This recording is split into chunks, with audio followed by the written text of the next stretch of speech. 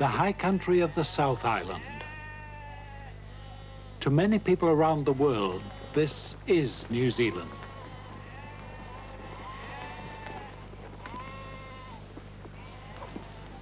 Impressive as they are, the Alpine ranges are but a remnant of the towering mountain system this land once knew.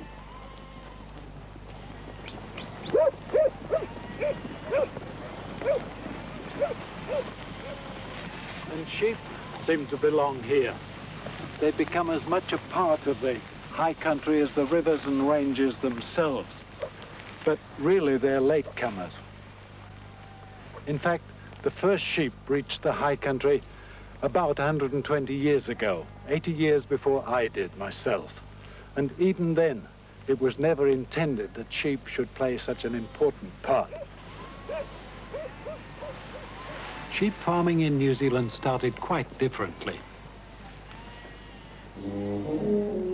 It probably began at Mana Island near Wellington in 1833, when a Scots trader called John Bell brought in sheep to provision whaling stations nearby. At first, none of the other settlers gave sheep a second thought. In the early days at Wellington, the colonists there were all preoccupied with the problems of getting access to the land they'd bought. But one of them, an upper-class Englishman called Charles Clifford, took a trip to Sydney and saw the profits being made there from sheep. This, he decided, was where New Zealand's future lay.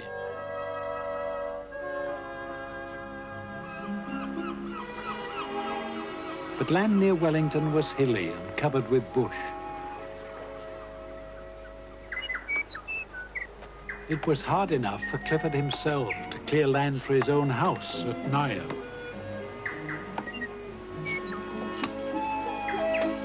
But beyond the hills that shut in Port Nicholson, opportunity beckoned for Clifford. He joined a party that explored the open grassy land of the Wairarapa Plains. And he persuaded the Maoris to let him have 30,000 acres for a mere £12 a year. The Maoris also gave the Englishman a handy tip. Bring your sheep along the coastal route from Port Nicholson, they told him, over the rocks. Clifford ordered 600 merinos from Sydney. They were landed at the same time as his young cousin Frederick Weld arrived from England. Only 20 years old, Weld jumped at the chance to help drive Clifford's sheep around the rocks. It was the beginning of a momentous partnership. Weld's journey started in bright weather, and he spent the first night he'd ever slept in the open under the stars at Pencarrow Head.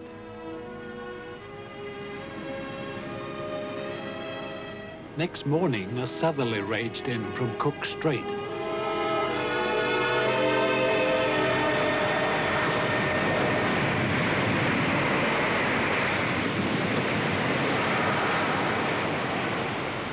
The sheep were already pretty weak after their voyage from Sydney, and 3 of the mob were swept out to sea.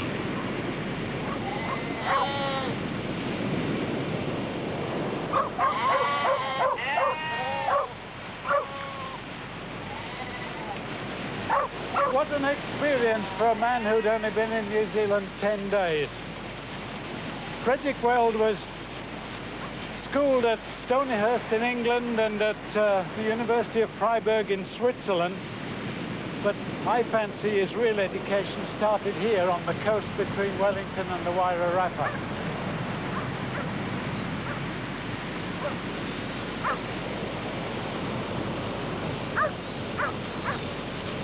Up.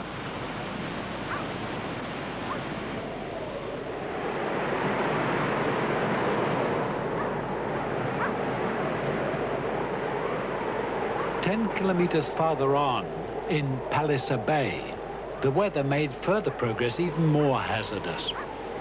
Weld and his shepherds weren't game enough to take their sheep across the flooded outlet of Lake Wairarapa.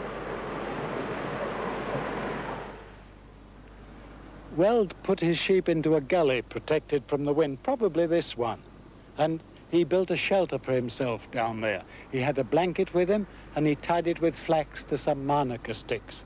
But he didn't get much sleep. The wind soon whipped away that blanket, and he got drenched to the skin. That day, the 9th of May, 1844, is probably as good as any to signal the beginning of pastoralism in New Zealand. But Frederick Weld had other reasons for remembering that day. It was, in fact, his 21st birthday. And just 20 years later, in 1864, Weld had another day that he was to remember. It was the day he became New Zealand's 5th Prime Minister.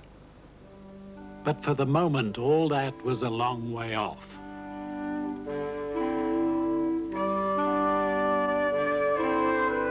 For the first few weeks, he and his companions lived at Wharikaka largely on the ducks and pigeons they shot.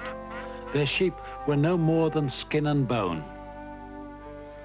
He had problems with the house the Maoris had built him at Wharikaka. It was right alongside the river, which flooded in heavy rain. Sheep died of foot rot and were savaged by wild dogs. Surely there was better sheep country than this. What's more, the Maoris soon began to drive hard the bargains for their land. So Weld and Clifford looked elsewhere.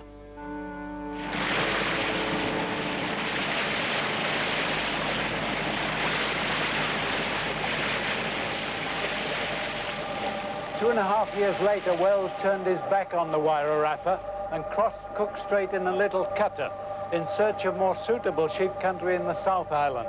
Once again, it was his cousin who was behind the move, Charles Clifford, who still controlled the purse strings of the partnership. And again, it was whaling that provided the link.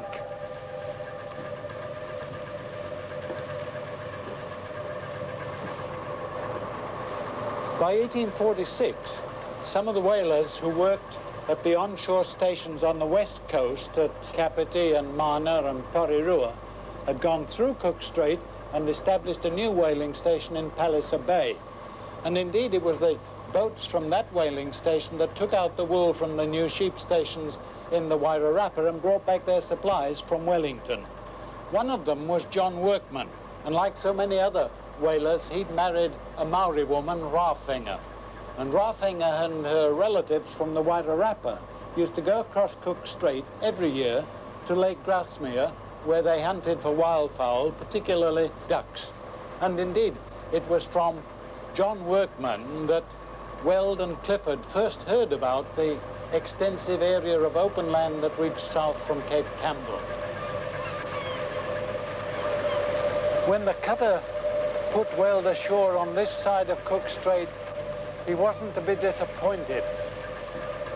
He was to find, in fact, the northern tip of the world's last unclaimed, unused grassland, and it extended almost the whole length of the South Island, from Cape Campbell here, unbroken right through to Lake Te Anau.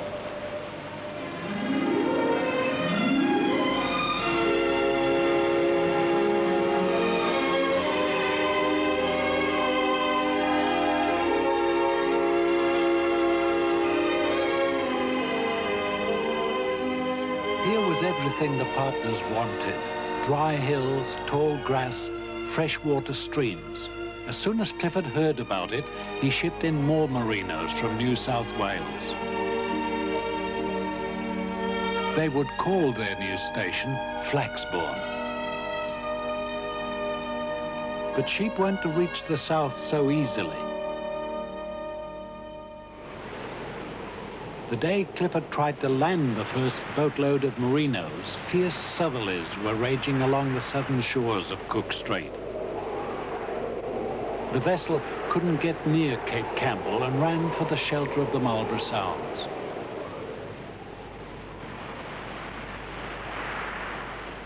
Refuge was found close to a shore whaling station at Port Underwood. Here at last, the exhausted merinos could finally struggle ashore.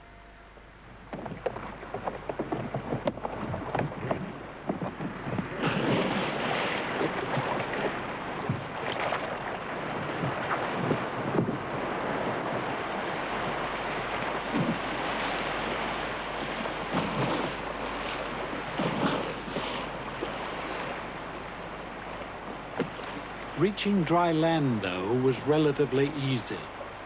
Still ahead was the tough overland trek to Flaxbourne.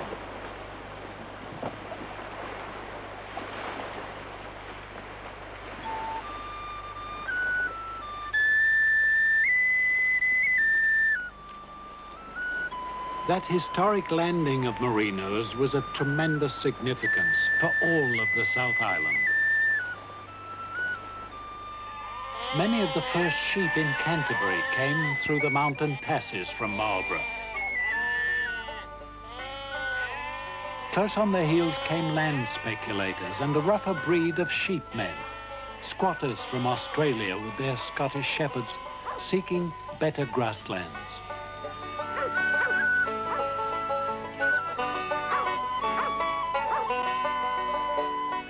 The roads that we travel are many, they wind o'er the range and the plain. With my pack and my dogs and my Neddy, we know the old places again. But each bank on the way is familiar, each creek is the same as of old. We've been there in summer and winter, in the dust and the rain and the cold. The arrival of the squatters profoundly altered the fortunes of the young colony. In particular, the sheepmen upset the careful plans of the Canterbury Association's settlement further south at Christchurch.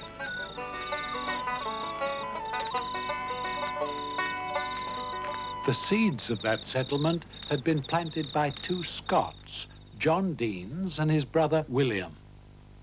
Like Weld and Clifford, the Deans hadn't been impressed with either Wellington or the Wairarapa, or even with New Plymouth and Nelson. So they too had headed south.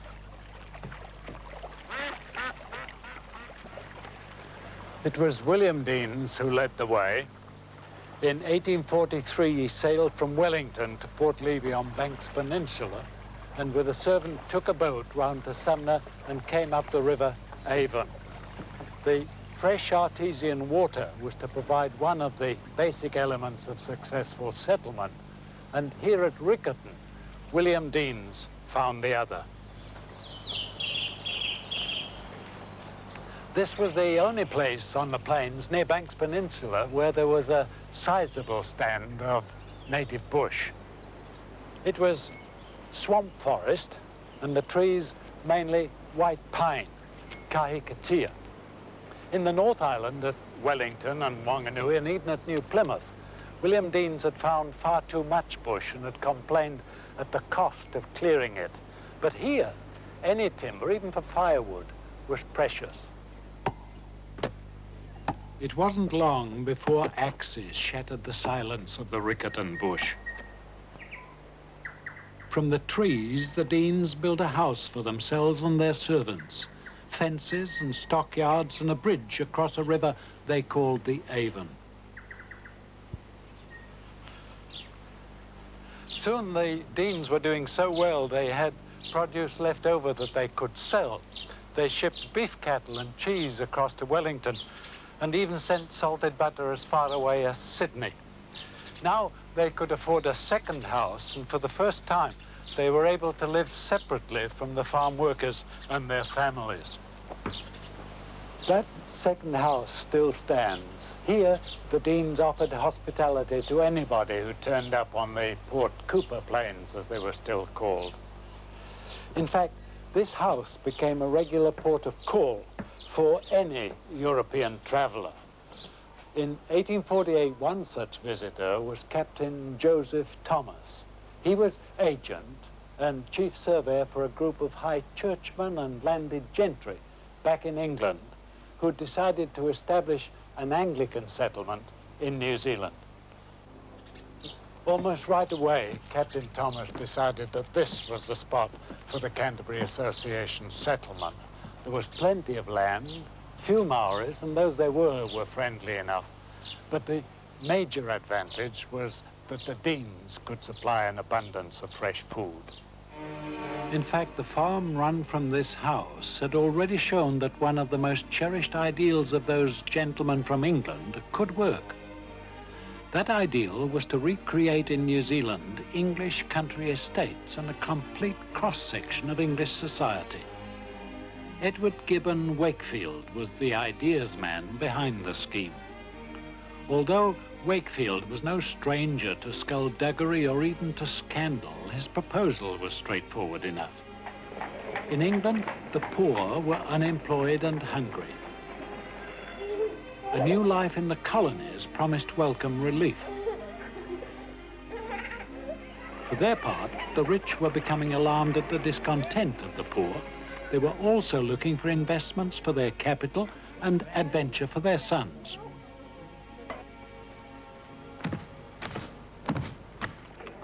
What he called systematic colonization was Wakefield's solution. He lent respectability to his scheme by promoting the venture as a Church of England settlement.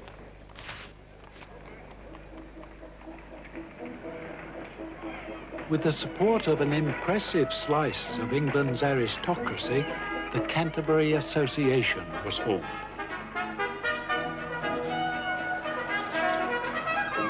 Gravesend, September 1850. Hopes were high as the first 4 ships prepared to sail.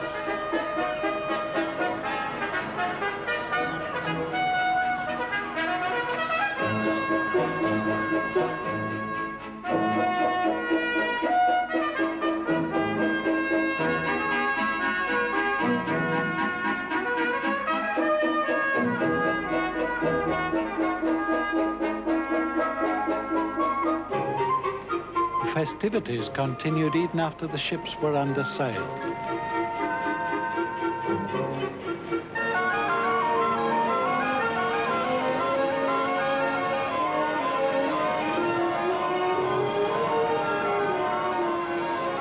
Journey's end for one of the farthest migrations in human history came 3 months later at Godley Head and Littleton.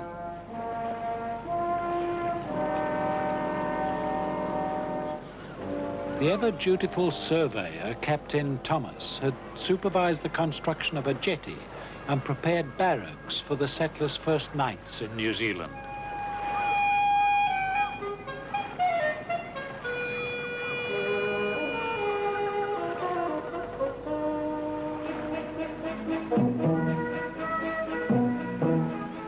The less fortunate of the new arrivals camped outside in tents before setting out for Christchurch, which lay beyond the Port Hills.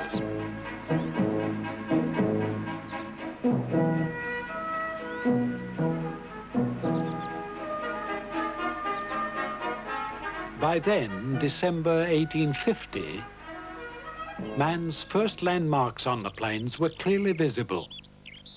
The road from Sumner through Christchurch followed the track that had led to the Dean's farm at Riccarton. The layout of modern Christchurch still pays tribute to that track. In a city where everything runs at right angles, it's still the only diagonal allowed. The Dean's brothers had helped to set Christchurch off in the right direction.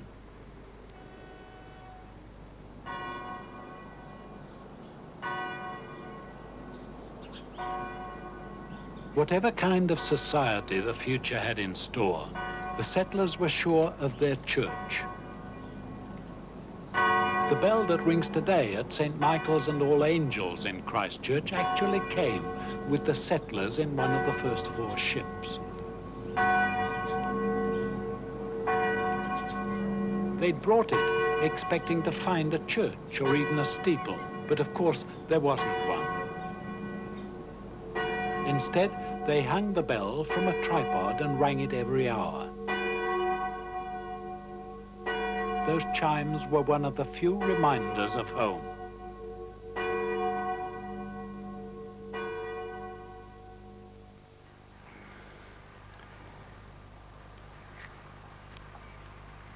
Carrots out-carroted carrots. That's what Edward Gibbon Wakefield said when he visited the settlement in 1853, quite briefly. By then, 2 years after they'd landed, the colonists were growing practically all their own food from their small country allotments. But already there were indications enough that the future of Canterbury lay in a totally different direction, one that Wakefield himself had always discounted.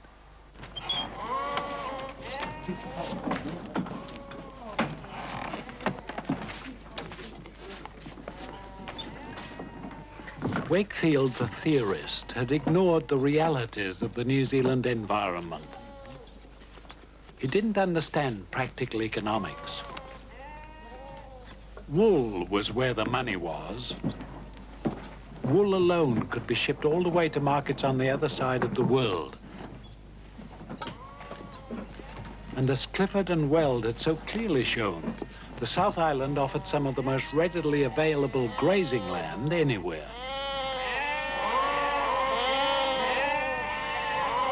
As the squatters took over, Wakefield's plans for a carefully ordered colony in Canterbury simply collapsed.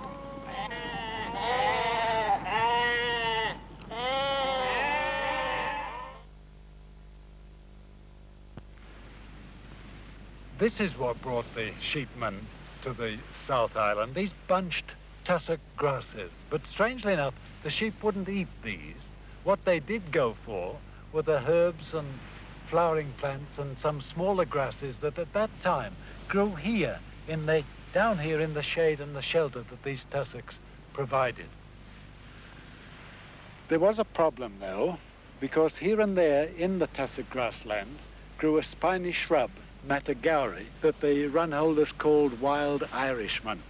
The Matagauri made it difficult to drive sheep through the tussock grassland, and there was also a speargrass, a nasty customer that they called the Spaniard. And the Spaniard cut the lower part of the legs of the horses to shreds. There was one way to get rid of these nuisances, and that was to burn them, and to burn the tussock, of course, at the same time. So the run holders set their lease lands alight, sometimes before they'd stock them, sometimes indeed before they'd actually got the lease itself. But they weren't slow to notice that when they'd burnt the tussock grassland, the blackened stump of these tussocks sprouted fresh green growth, and the sheep, surprisingly, ate that. So the run holders got into the habit of burning, and burning annually, as long, that is, as there were still enough tussocks left to carry a fire. The run holders' claims, too, spread like fire. Within 5 years, the plains had been taken up, and only the high country was left. Even that didn't last long. In 1855, the country beyond the Rangitata Gorge was explored by another pair of English gentlemen, Charles Tripp and John Barton Aclands.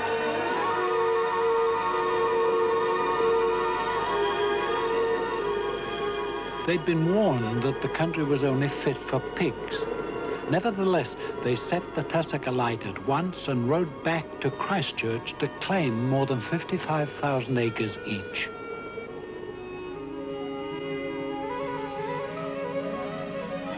Even these sweeping claims left room enough for many who followed.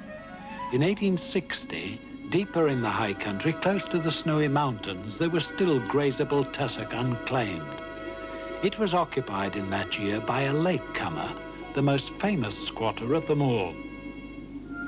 He called his station Mesopotamia, and he would later write this extraordinary landscape into some of the best-known satirical works of the 19th century. His name, of course, was Samuel Butler. Never shall I forget the utter loveliness of the prospect.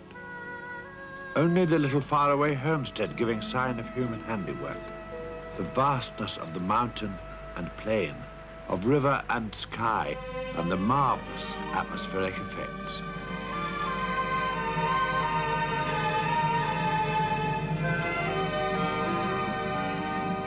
Butler also described his quarrel with his neighbor, J.H. Caton, who had inadvertently built a hut on land leased by Butler.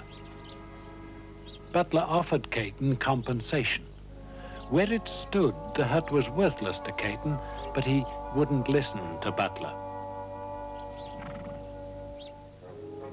I could do nothing with him. He threatened fiercely and would hear no reason. My only remedy was to go to Christchurch at once and buy the freehold of the site from the government. Although Butler leased his run, he had the right to buy any of it at any time. But until he registered his intention of doing so, it was still possible for Caton to buy the freehold of the land where the hut stood. Butler was sure his neighbour meant to do exactly that, and so he set out for Christchurch, certain that there was no time to lose. I had not gone far when I saw a man on horseback about a quarter of a mile behind me. I knew at once who it was. The race was more like a cross-country marathon than a sprint. Victory would go to whoever was first to enter his name in the application book at the land office in Christchurch. But the first chance wouldn't be until the following day, not until the office opened at 10 o'clock. We rode for some miles together, each of us, of course, well aware of the other's intentions, but too polite to squabble about them, when squabbling was no manner of use. There was nothing for it but to go on and see how matters would turn up.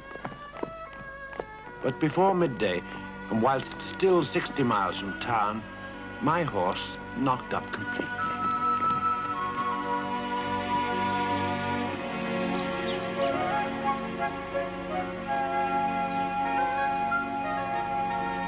The lame horse struggled bravely on, but by the time Butler reached the accommodation house where Caton had stopped for the night, he was more than an hour behind. So Butler rode on and found a bed closer to town. Nevertheless, it was Caton who managed to turn up first at the land office the following day. But despite this advantage, Caton was forced to cheat. Ironically, Butler's lawyer had entered his name the previous day on quite separate business. By squeezing his name in, Caton had clearly jumped the queue, and Butler had no trouble freeholding the land.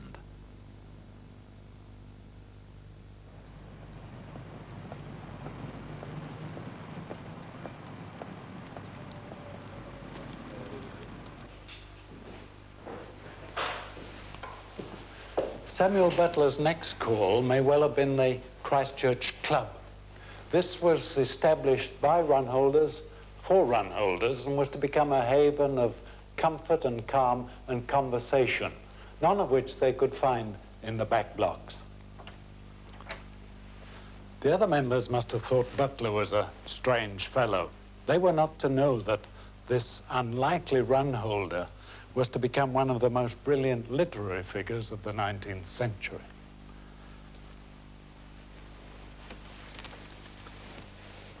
But that was all in the future. And meantime, at this desk, Butler wrote pieces for the Christchurch press and for publishers overseas, mainly satirical essays that he put together later as the basis of this, Erewhon, perhaps the most famous work of literature that has direct links with New Zealand. Butler, though, was in New Zealand just 4 years. It was only when he returned to England that he made a name for himself. But the men he knew in this first gentleman's club in the colony had more practical objectives, much closer to home. They were after political power, after influence that would improve the terms of their leases and consolidate their grip on the affairs of the colony. John Barton Acland was one of the founders, and so was his partner, Charles Tripp. They'd both done well since they first explored the Upper Rangitata. Together they helped found the club that within 10 years would provide 3 superintendents of Canterbury, 5 premiers of New Zealand, and 40 other parliamentarians of various kinds. By 1860, the club wasn't the only building of size in Christchurch. That year, the pioneer photographer, Dr. Alfred Barker, pictured the settlement in a series of remarkable plates. He saw a settlement fast emerging from the swamp. Thanks to the run holders' wool checks, there was at last the wherewithal to recreate in this strange new landscape something of the England they'd left behind.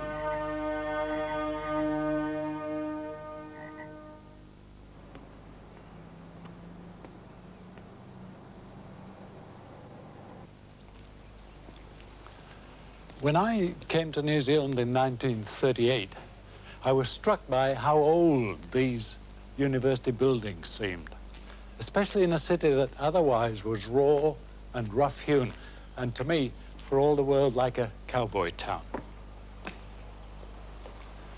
I was 25 then.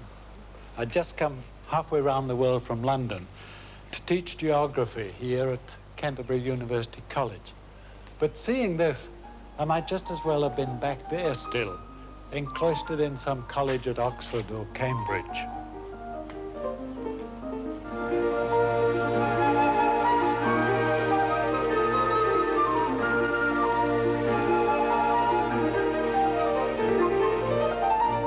No other city in New Zealand can match the public buildings of Christchurch.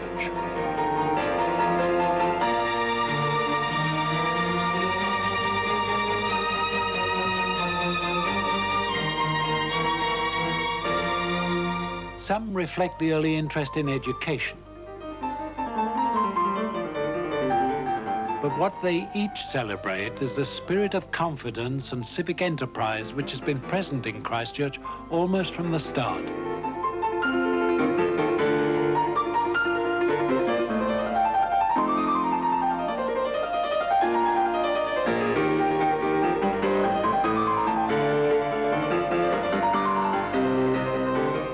That sense of civic grace persists to this day.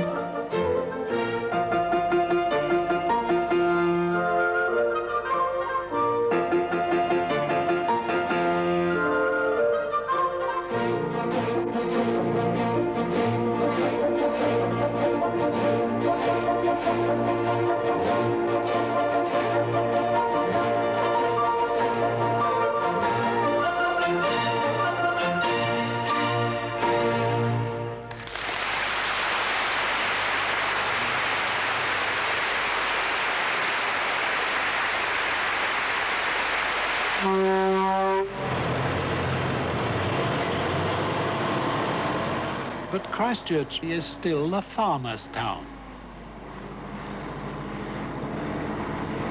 And it grew last century not just from the profits from the golden fleece, but also from the money made from the golden grain.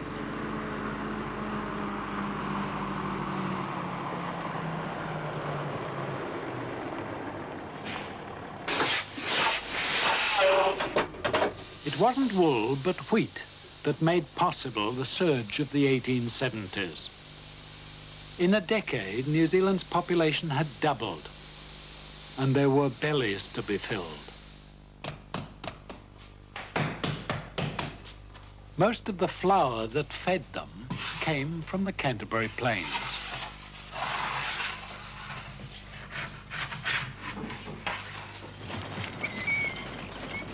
The tussock was no longer burned, it was ploughed. Farmers now turned the soil of 1 million acres.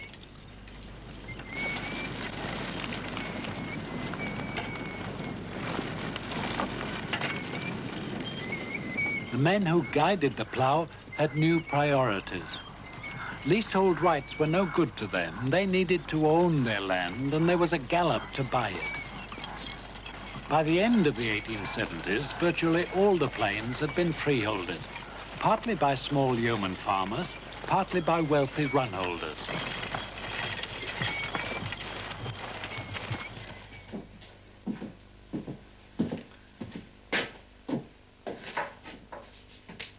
It was an enormous transformation, and it depended on horses. A century ago in this saddlery, they equipped more than 500 horses with just about all the gear that a horse could require. Collars and bridles, blinkers, reins, saddles, surcingles, even down to what we might call patent leather shoes for horses. These were made here, and they were used to prevent horses' hoofs damaging lawns.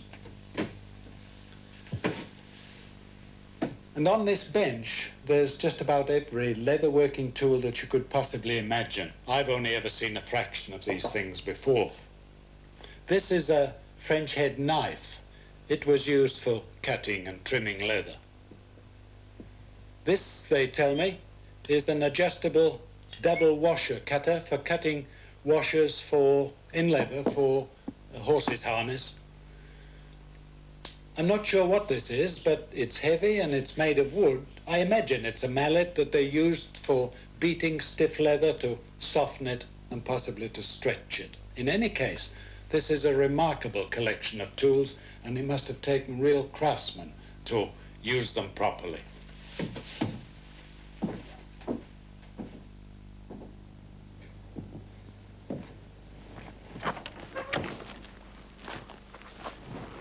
The surprising thing is that that saddle shop was not in Christchurch or even on the main street of a town like Ashburton.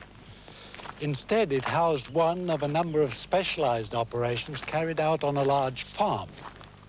And the farm was established by a far-seeing Cornishman by the name of John Grigg. John Grigg was no gentleman farmer. When he sold his small farm in Cornwall to come to the colonies, he'd no idea he'd end up as master of one of the largest freehold properties in Canterbury.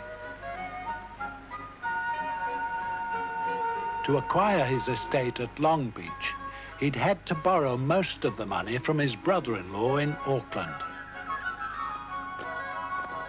Many of the original buildings at Long Beach still stand. And the ideas John Grigg introduced to Canterbury have also stood the test of time. He could see that the population boom that produced the wheat bonanza would also bring pressure to break up the great estates. So Grigg rewarded the families who worked at Long Beach by subdividing and offering land first to them and not simply to the highest bidders. Altogether, they were a community of more than 1,000 people.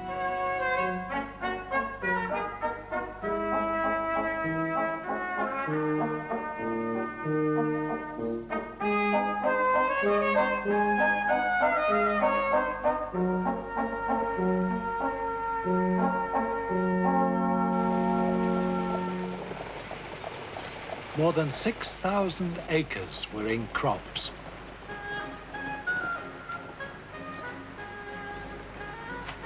It was farming of a kind and on a scale that Canterbury hadn't seen till then.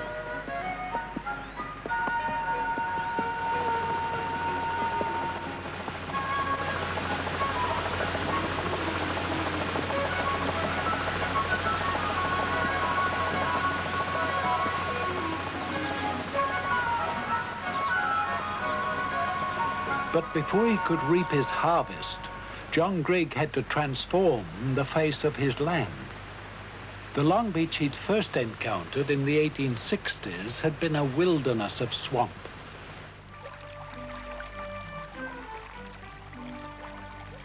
To reclaim the land, Grigg's men had dug ditches in straight lines through the swamp. They still carry surplus water to the sea.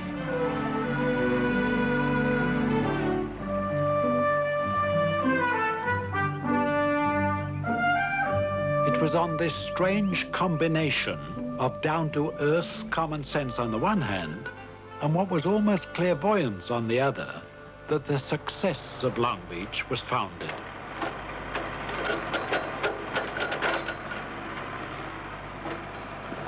When John Grigg died in 1901, the statue erected at Ashburton in his honor paid tribute to the man and to the landmarks he created. He stands, appropriately enough, amidst raupo and rushes, his foot on a field tile.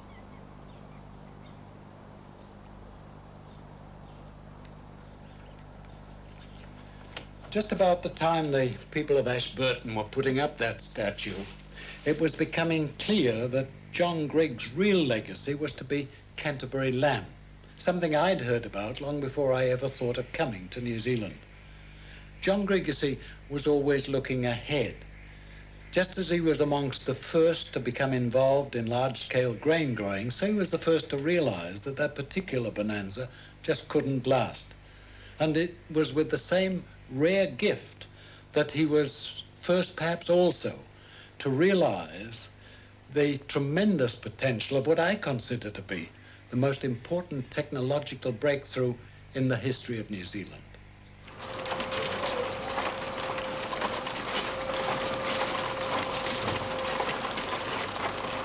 In 1882, almost on his own, John Grigg set up the first freezing works in Canterbury.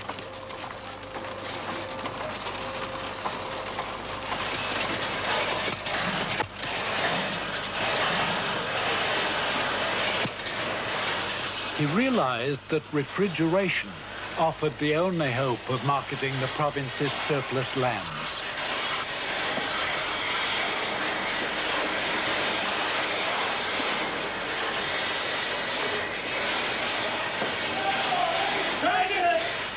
Soon there was a market in London for everything that Canterbury could send.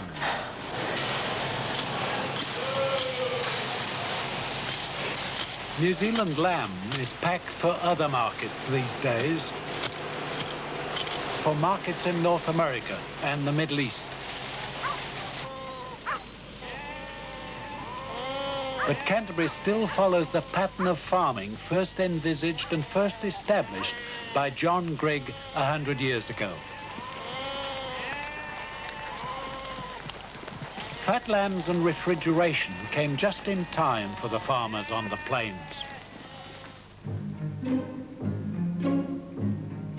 Without an income from both fat lambs and grain crops, without a balance of mixed farming, Canterbury farmers could never have survived the colony's first widespread slump, the long depression of the 1880s and 1890s.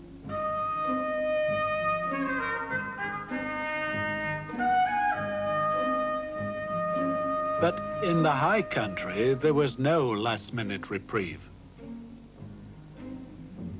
Years of burning and of overgrazing had destroyed the tussock grasslands. Invading rabbits competed with sheep for what little tussock did remain. For a generation, the run holders had been sowing the seeds of their own destruction. Few survived the turn of the century. Their runs fell into the hands of banks and stock and station agents. But the families of the first run holders to farm the high country are still there. One lives at Mount Peel, in the homestead John Barton Acland began to build in 1861. But even for the Aclands, life hasn't always been easy. What could well have been the final blow for the Aclands was the worst snowstorm in the history of the high country. It came in 1895, just when the long depression seemed to be over. Up in the ranges, 19,000 sheep were buried deep in snow and perished. Dead sheep grow no wool, so the Aclands' income was more than halved, and John Barton Acland couldn't meet his mortgage payments. The manager of the stock and station agents who'd arranged the loan wanted to foreclose. Indeed, he had a client keen to get his hands on Mount Peel on the cheap. It looked as if the end had come. But Acland had now been here for 40 years, and he wasn't going to be thrown out like so many of his neighbors. So he sent his son to Christchurch to get in touch with a lawyer friend of the family who right away understood their plight. He sent young Acland round to the manager of the stock and station agents to say that he, the lawyer, would guarantee both loan and interest payments. But the manager wasn't satisfied. Acland was furious and charged back to the lawyer, who said, right, we'll show him. And with Acland and all the law clerks in the office that he could muster, they went round to the bank to collect £30,000 in bags of gold sovereigns, and 5 minutes later they dumped the heavy canvas bags on the manager's desk, leaving him with the job of carting them back to the bank. And so, for the time being, Mount Peel was rescued. Needless to say, the Aclands have never dealt with that particular firm of stock and station agents ever since.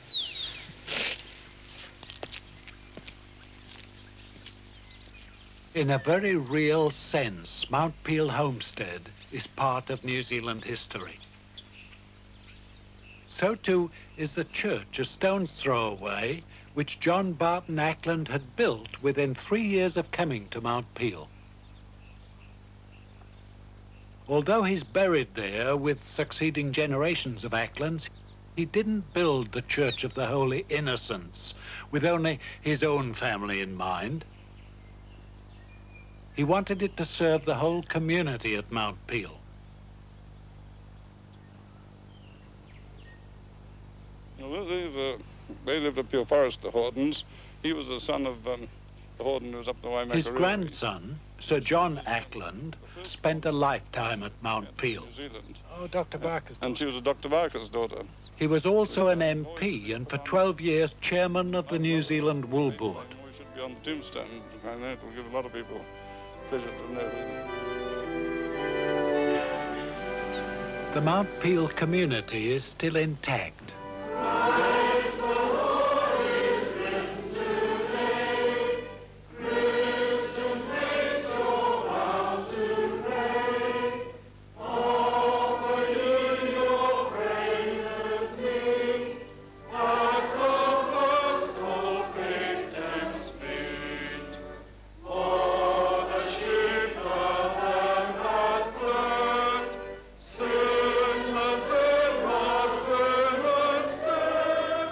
Today, the Aclands are represented by a 5th generation.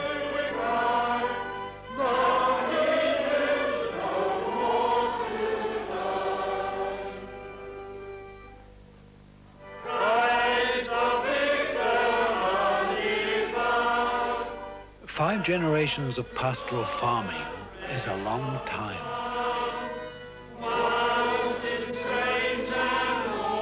In New Zealand, you'll find it only in the South Island high country, where sheep and sheepmen came early and where their lease still runs.